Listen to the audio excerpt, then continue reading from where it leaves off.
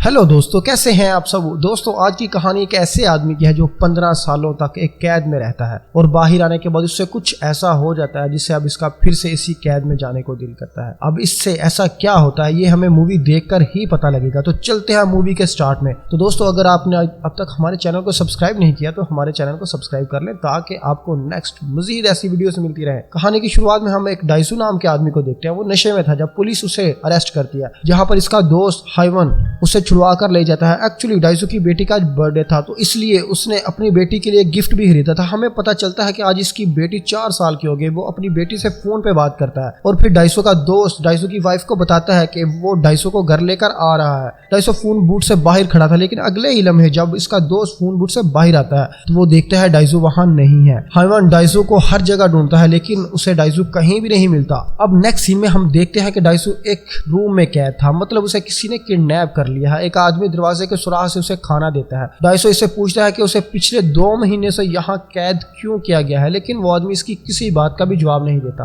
अब आहिस्ता आहिस्ता टाइम गुजरने लगता है। कभी कभी अचानक इस रूम में गैस छोड़ी जाती है जिससे डाइसू बेहोश हो जाता है और फिर कुछ लोग यहाँ आकर इस कमरे की सफाई और इसके कपड़े बदल देते हैं और साथ में इसके बाल भी काट देते हैं और फिर वो चले जाते हैं। लेकिन एक बार जब वो रूम में आते हैं तो वो डाइसू का खून और एक गिलास वहां से लेकर चले जाते हैं। इस रूम में एक टीवी था जिसमें न्यूज चल रही थी और उससे पता लगता है कि किसी ने इसकी वाइफ का कत्ल कर दिया है। पुलिस को लगता है कि डाइसू ने ही अपनी वाइफ का कत्ल किया है क्योंकि वो काफी टाइम से गायब था और वहां पुलिस को डाइसू का खून और एक गिलास पर इसके फिंगरप्रिंट भी मिले थे। इससे पुलिस को लगता है कि डाइसू वापस आया और उसने अपनी वाइफ को मार दिया और वो फिर से चला गया। ये सारी न्यूज देखकर उसे बहुत गुस्सा आता है और वो सुसाइड करने की भी कोशिश करता है, लेकिन जिस आदमी ने उसे किडनैप किया वो उसे मरने भी नहीं देना चाहता। फिर इसी तरह कुछ और साल गुजर जाते हैं। अब डाइसू एक दिन इन सभी लोगों के नाम लिखना शुरू कर देता है जिससे कभी इसकी दुश्मनी थी। उसे लगता है कि इन्हीं में से किसी ने उसे किडनैप किया है। अब वो वहां पर हार्ड वर्क स्टार्ट कर देता है, यानी एक्सरसाइज, ताकि वो खुद को मजबूत बना सके। और जिस दिन वो यहाँ से निकले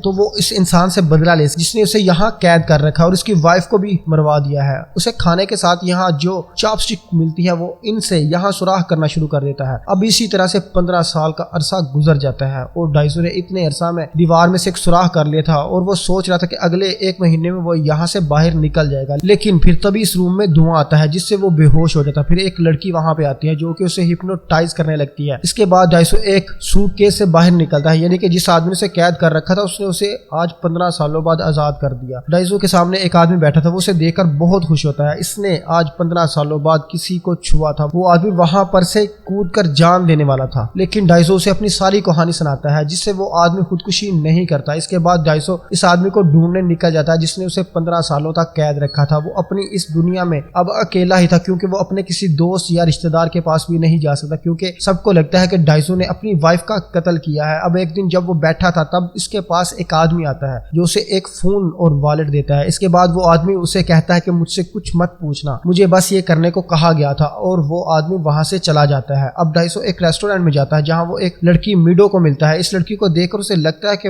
वो इस लड़की से पहले कभी मिल चुका है। तभी उसे याद आता है कि इसने मिडो को टीवी पे देखा था। फिर तभी उसे फोन आता है और डाइसू इससे पूछता है कि तुम कौन हो, और वो डाइसू से पूछता है कि क्या तुम्हें कपड़े पसंद आए। डाइसू से पूछता है कि तुमने मुझे इतने सालों तक कैद क्यों रखा। डाइसू कई सारे लोगों के नाम बोलकर उससे पूछता है कि क्या तुम इनमें से किसी के लिए काम करते हो, लेकिन वो आदमी मना कर देता है। वो आदमी से कहता है अपने स्कूल टाइम से लेकर अपनी सारी जिंदगी पर नजर डालो और तुम्हें पता लग जाएगा, और इसके बाद वो फोन को कट कर देता है। फिर मिडो इसे खाना देती है। मिडो इसका हाथ पकड़ती है और डाइसू वहां बेहोश हो जाता है। फिर जब उसे होश आया तो वो मिडो के घर पर था। मिडो इसकी डायरी पढ़ रही थी जिसमें इसने सब कुछ लिखा था कि वो कैसे 15 सालों तक एक ही रूम में कैद था। वो जागते ही मिडो से वो डायरी छीन लेता है, लेकिन अब मिडो को सब पता लग चुका था। मिडो से पूछती है क्या ये सब सच है।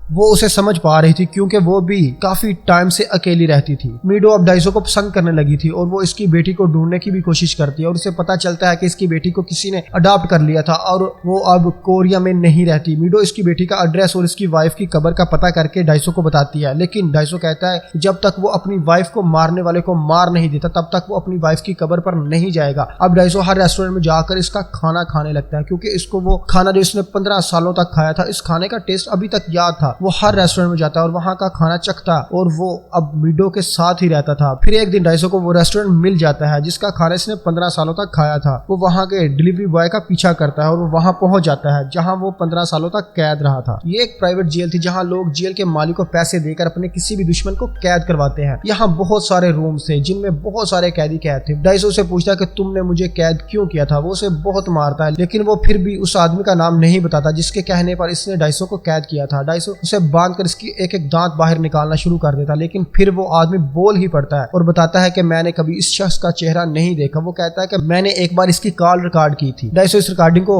لے کر وہاں سے جانے لگتا ہے۔ پھر یہاں کچھ گنڈے آ جاتے ہیں جن سبھی کو وہ خوب پیٹتا ہے اور اسی چکر میں وہ خود بھی کافی زخمی ہو جاتا ہے اور وہ سڑک پر گر جاتا ہے۔ تبھی وہاں ایک آدمی اسے اٹھاتا ہے، وہ اسے ٹیکسی میں بٹھا کر اسے میڈو کے پاس لے جانے کو کہتا ہے۔ یہاں پتہ چلتا ہے کہ وہ آدمی ڈائسو کو جانتا تھا اور اسے یہ بھی پتا تھا کہ وہ میڈو کے ساتھ رہ رہا ہے۔ وہ یہ سب دیکھ کر حیران تھا لیکن اس کی حالت بہت خراب تھی، وہ کچھ بھی نہیں کر پاتا۔ اب وہ میڈو کے پاس سے جاگتا ہے۔ میڈو نے اس کے زخموں پر پٹی کی ہوئی تھی۔ وہ جا کر اسی ریکارڈنگ کو سننے لگتا ہے۔ اس میں ڈائسو سنتا ہے کہ وہ آدمی کہہ رہا تھا کہ ڈائسو بولتا بہت ہے اور یہی اس کی غلطی ہے اور ڈائسو 15 سالوں تک قید رہے گا۔ ڈائسو اس آواز کو پہچان نہیں پا رہا تھا۔ پھر اسے اپنا دوست ہوان یاد آتا ہے جس نے مووی کے سٹارٹ میں اسے پولیس سے چھڑوایا تھا۔ وہ اس کے پاس جاتا ہے، اسے 15 سالوں بعد دیکھ کر بہت خوش تھا۔ ڈائسو اسے ساری باتیں بتاتا ہے اور ہوان اسے کہتا ہے کہ تمہیں دشمن کو اپنے قریبی لوگوں میں ڈھونڈنا چاہیے۔ ڈائسو اس کی بات مان لیتا ہے اور سب سے پہلے وہ میڈو پر ہی شک کرتا ہے۔ وہ میڈو کی آئی ڈی سے لاگ ان کرتا، پھر وہاں ایک میل آیا ہوا تھا جس میں لکھا تھا کہ ڈائسو پر جو اس کی وائف کے قتل کا کیس تھا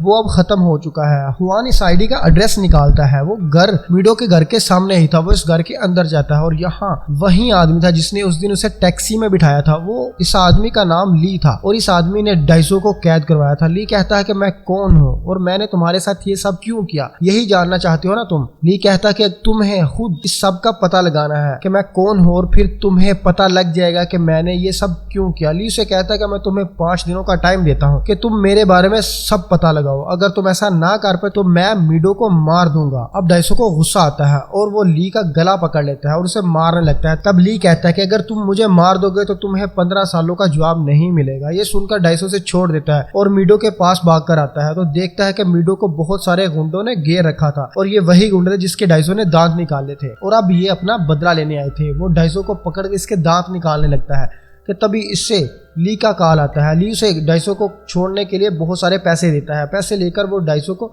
چھوڑ دیتا ہے اور جاتے ہوئے وہ ڈائسو کو ایک ڈنڈے سے مارتا ہے تو ڈائسو اسے دھمکی دیتا ہے کہ تو نے اپنے ان ہاتھوں سے میڈو کو چھوا ہے، میں تمہارے ہاتھ توڑ دوں گا اور تمہیں مار دوں گا۔ پھر ڈائسو میڈو کو وہاں سے لے کر نکل جاتا ہے اور اسے بتاتا ہے کہ اگلے 5 دنوں تک اگر میں نے لی کے بارے میں پتہ نہیں لگایا تو وہ تمہیں مار دے گا۔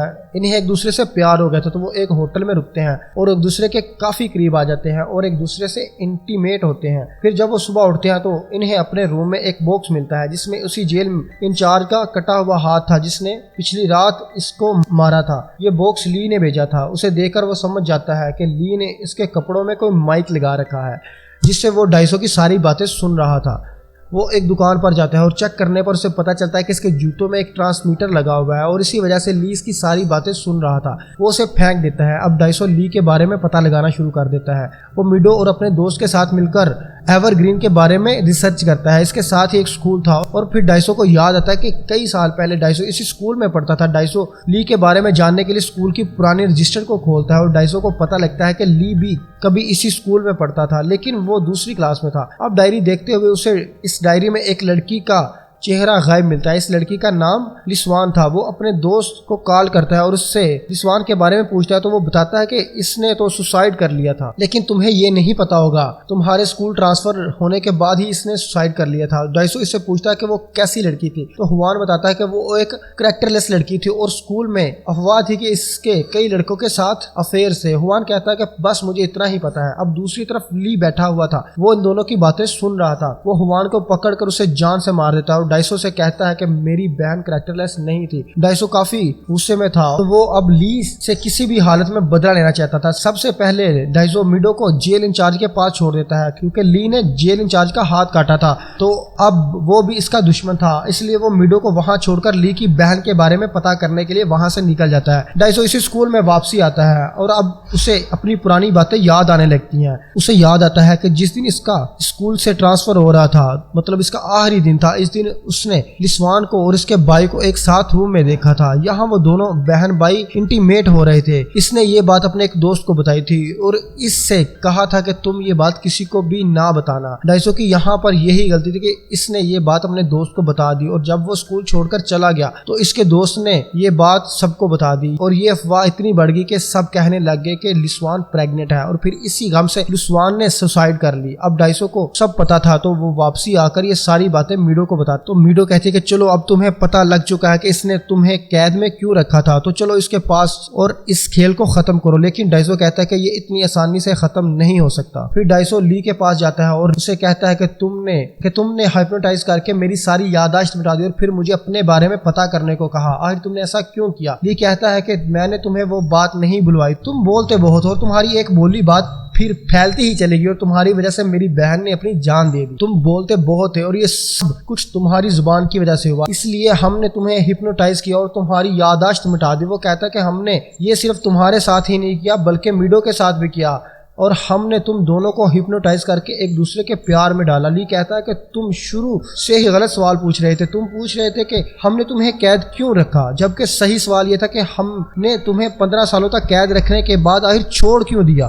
تب لی ڈائسو کو ایک باکس دیتا ہے جس میں سب سے پہلی امیج میں ڈائسو اس کی وائف اور اس کی بیٹی ہوتے ہیں. ڈائسو دوسری فوٹو دیکھتا ہے جو کہ اس کی بیٹی کی تھی اور پھر وہ جیسے آگے کرتا جاتا ہے اس کی بیٹی بڑی ہوتی جاتی ہے اور پھر آخر میں میڈو کی فوٹو تھی. مطلب میڈو اس کی اپنی ہی بیٹی تھی اور اس پہ لکھا تھا کہ جب تم ہنسو گے تو پوری دنیا تمہارے ساتھ ہنسے گی اور جب تم رو گے تو تم اکیلے ہی رو گے. اور تب اسے پتہ لگتا ہے کہ وہ اتنے دنوں تک جس لڑکی کے ساتھ پیار میں تھا وہ اس کی اپنی ہی بیٹی ہے اور یہ سب کچھ لی نے جان بوجھ کر ان دونوں کو ہپنوٹائز کر کے ان کے ساتھ کیا تھا تاکہ وہ اپنی بہن کا بدلہ لے سکے. ڈائسو کو غصہ آتا ہے اور وہ لی کو مارنے کے لیے اس کی طرف جاتا ہے اور لی کا باڈی گارڈ اسے کافی مارتا ہے اور اس کی جان لینے والا ہوتا ہے. لیکن پھر لی اسے آدمی کو ہی مار دیتا ہے اور اسے کہتا ہے کہ تمہارے رشتے کے بارے میں میڈو کو کچھ پتا نہیں ہے. تب دوسری طرف میڈو کو بھی ویسا ہی ایک باکس ملتا ہے اور ایک آدمی اسے کھولنے کو کہتا ہے تاکہ اسے بھی پتا چل سکے کہ وہ اپنے باپ سے ہی پیار کر رہی تھی. اب تبھی ڈائسو بھی میڈو کو فون کرتا ہے اور میڈو اسے بتاتی ہے کہ جیل انچارج مجھے ایک باکس کھولنے کو کہہ رہا ہے.